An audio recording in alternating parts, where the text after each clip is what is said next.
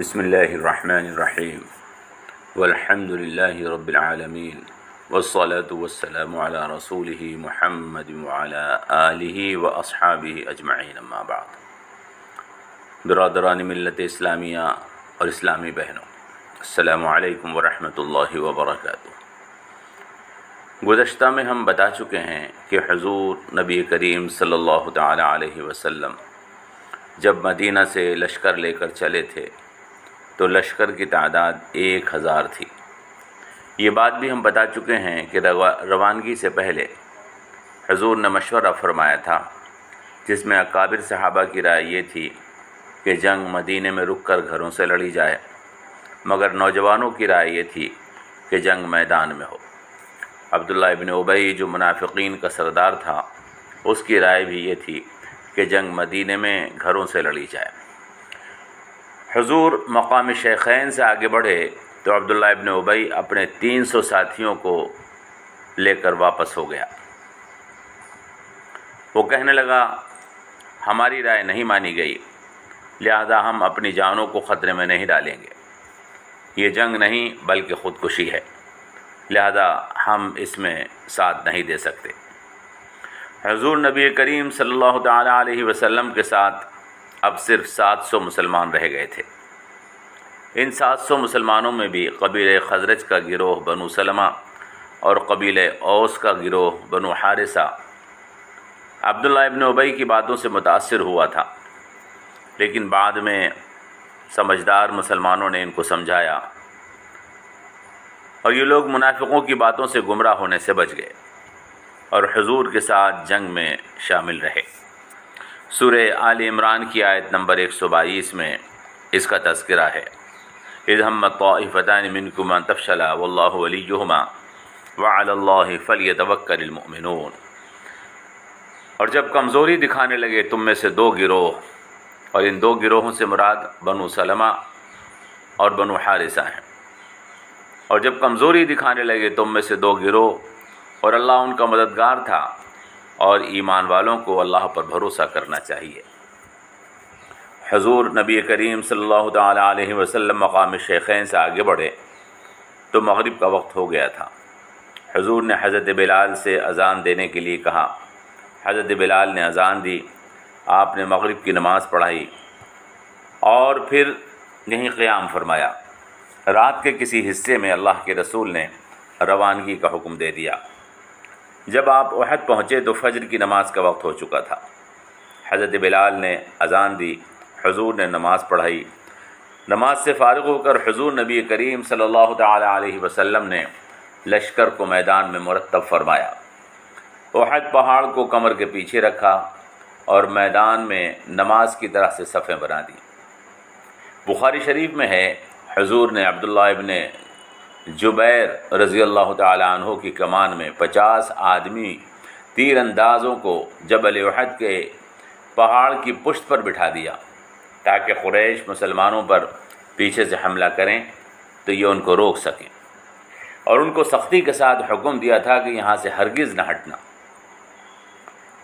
اگر مشرکوں کو ہمارے اوپر غالب آتا دیکھو تب بھی اپنی جگہ مت چھوڑنا۔ ایک روایت میں حضور نبی کریم صلی اللہ تعالی علیہ وسلم نے فرمایا تھا، اگر تم دیکھو کہ پرندے ہماری بوٹیاں نوچ رہے ہیں تب بھی اس جگہ سے مت ہٹنا۔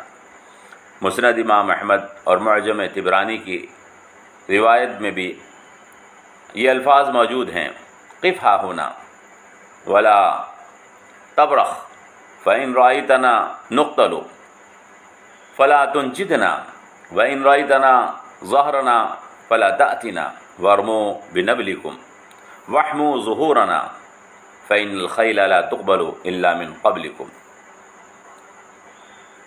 یہاں رکو، ہٹنا مت۔ اگر تم دیکھو ہمیں قتل کیا جا رہا ہے تو ہماری مدد کے لیے آگے مت آنا، اور اگر تم دیکھو کہ ہم غالب ہو چکے ہیں تو ہمارے پاس مت آنا۔ تم اپنے تیروں سے حملہ کرنا اور ہماری پشت کی حفاظت کرنا، کیونکہ گھڑ سوار تمہاری طرف سے ہی حملہ آور ہو سکتے ہیں۔ یہ مسند امام احمد کے الفاظ آپ کو سنائے، معجم طبرانی کے الفاظ بھی اسی سے ملتے جلتے ہیں۔ حضور نبی کریم صلی اللہ تعالی علیہ وسلم نے میدان جنگ کو اس طرح سے درست فرمایا۔ ادھر قریش نے بھی اپنے لشکر کو ترتیب دے دیا۔ وہ حضور سے پہلے احد پہنچ چکے تھے۔ 3000 کی فوج، جن میں 700 زرہ پوش اور 200 گھڑ سوار تھے، 3000 اونٹ، اور مکے کی 15 شریف زادیاں اور گانے والیاں ساتھ تھیں۔ وہ گانے گا گا کر جنگ کے لیے ابھار رہی تھیں۔ قریش نے لشکر کے 3 حصے کیے تھے۔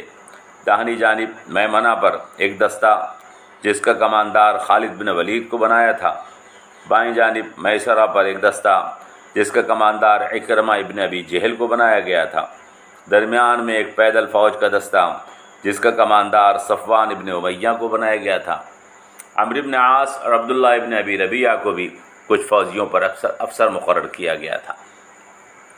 فوجیں آمنے سامنے تھیں۔ تب حضور نے مسلمانوں کو مخاطب کر کے خطبہ دیا۔ خطبے کے دوران حضور نے ایک تلوار ہاتھ میں لی اور فرمایا، کون ہے جو یہ تلوار لے اور اس کا حق ادا کرے؟ کئی لوگوں نے تلوار ہاتھ میں لینی چاہی، لیکن ابو دجانہ رضی اللہ تعالیٰ عنہ بولے، اے اللہ کے رسول، اس تلوار کا حق کیا ہے؟ حضور نے ارشاد فرمایا کہ اس کا حق یہ ہے کہ اللہ کے دشمنوں کو مارے حتیٰ کہ ٹیڑھی ہو جائے۔ یہ روایت مسند امام احمد، صحیح مسلم اور معجم طبرانی میں ہے۔ مسند بازار میں یہ ہے، حضور نے فرمایا کہ اس کا حق یہ ہے کہ اس سے کسی مسلمان کو قتل مت کرنا اور کسی کافر کے مقابلے پر میدان مت چھوڑنا۔ ابو دجانہ رضی اللہ تعالیٰ عنہ نے کہا، یا رسول اللہ، یہ تلوار مجھے دے دیں، اس کا حق میں ادا کروں گا۔ آپ نے تلوار حضرت ابو دجانہ رضی اللہ تعالیٰ عنہ کو مرحمت فرما دی۔ حضور نے خطاب کے بعد جنگ کا آغاز کرنے کا حکم دے دیا۔ کافروں کی طرف سے سب سے پہلے ابو عامر میدان میں آیا۔ یہ مدینے کا رہنے والا تھا۔ حضور کے مدینہ تشریف لانے کے بعد مدینہ سے بھاگ کر مدینہ چلا گیا تھا، مدینے سے بھاگ کر مکہ چلا گیا تھا۔ کہتا تھا، میں مدینے کا باشندہ ہوں، جب مدینے والے مجھے دیکھیں گے تو محمد کا ساتھ چھوڑ دیں گے اور ہمارے ساتھ آ جائیں گے۔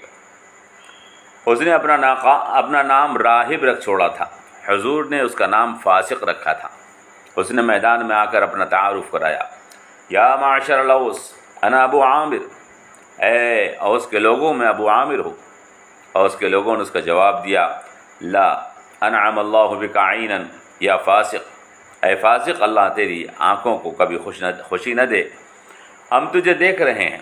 ابو عامر بولا، میرے بعد میری قوم بہت بدل گئی ہے۔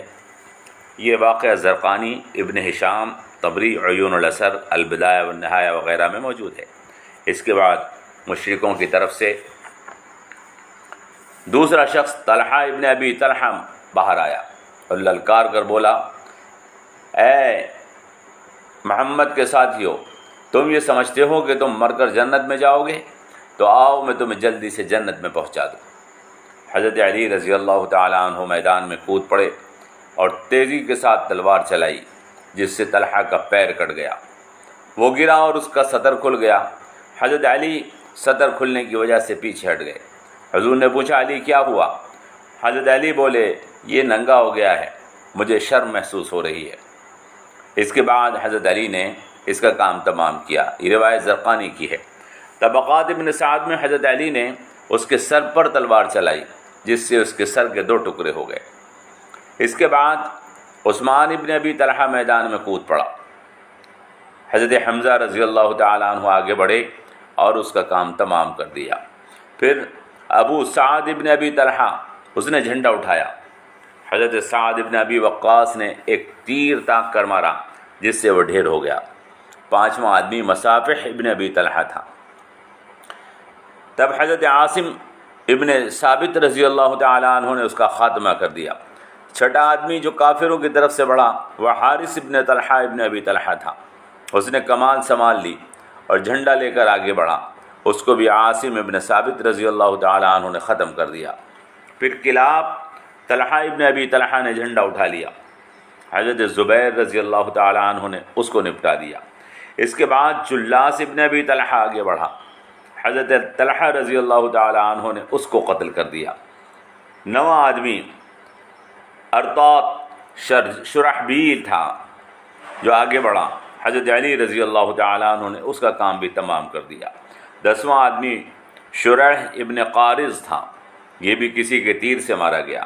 11 آدمی صواب تھا، حضرت سعد ابن ابی وقاص رضی اللہ تعالیٰ عنہ نے اس کا بھی خاتمہ کر دیا۔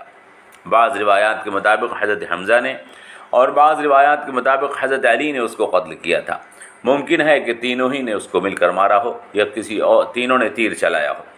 یہ تمام روایات زرقانی طبقات ابن سعد کے حوالے سے سیرت مصطفیٰ سے لی گئی ہیں۔ اس طرح قریش کے کچھ اور بھی سردار مارے گئے جن کی تعداد حدیثوں میں 22 تک لکھی ہے۔ سیرت ابن ہشام میں ان کے ناموں کی تفصیل بھی موجود ہے۔ یہ جنگ کا آغاز تھا اور انفرادی طور پر یہ لڑائیاں چل رہی تھیں۔ اس کے بعد عام لوگوں میں جنگ شروع ہو گئی، کیونکہ ابتدائی جنگ میں قریش کے کئی سردار مارے گئے تھے، اس لیے قریش پر مسلمانوں کو ابتدائی فتح حاصل ہو چکی تھی۔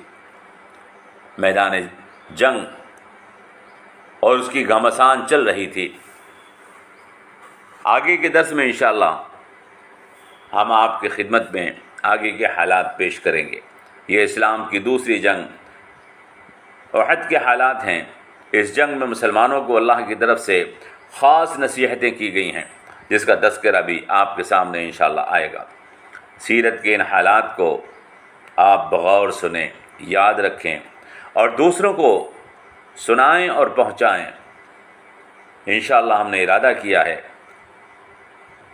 کہ سیرت نبی صلی اللہ تعالی علیہ وسلم آپ کی خدمت میں پیش کریں گے۔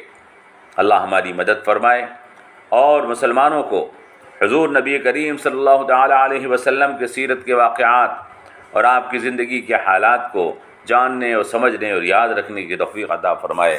والسلام علیکم ورحمۃ اللہ وبرکاتہ۔